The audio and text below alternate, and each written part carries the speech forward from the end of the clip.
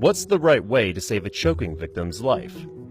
It turns out the Heimlich maneuver is not the only approach, and it may not even be the best one. Repeated blows to the back could be equally useful in a dangerous situation. You might be thinking that back blows will only lodge the food deeper into a person's trachea, but this is a myth perpetuated by Dr. Henry Heimlich.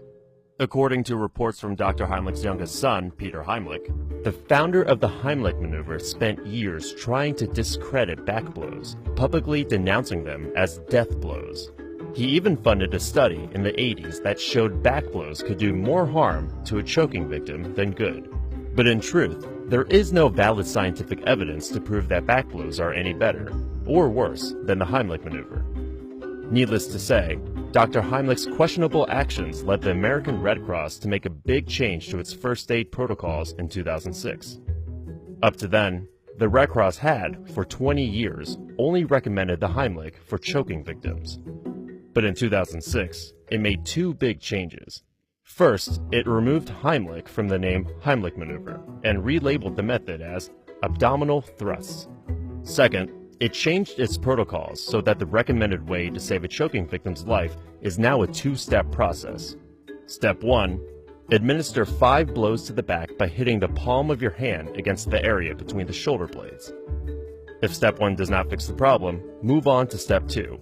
Perform 5 abdominal thrusts by first placing your fist around someone's stomach with your thumb against the middle of the abdomen, above the navel. Then, wrap your other hand around the fist and thrust upward.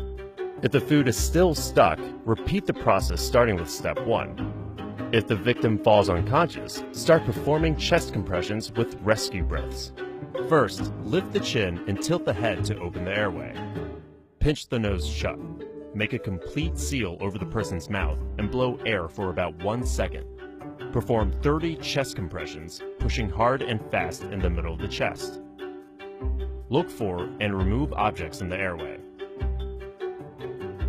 If breaths don't make the chest rise, repeat the process. You should also consider calling 911 and do so immediately if the person passes out from lack of oxygen. Time is of the essence. Act fast, and you may just save a life.